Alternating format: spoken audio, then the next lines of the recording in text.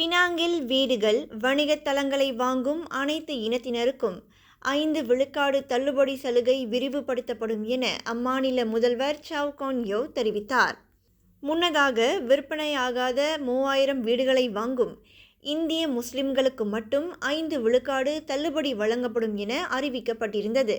ஆனால் தற்போது அதனை மற்ற இன மக்களுக்கும் விரிவுபடுத்த மாநில அரசு ஒப்புதல் வழங்கியதாக சாவ் கான் யோ குறிப்பிட்டார்.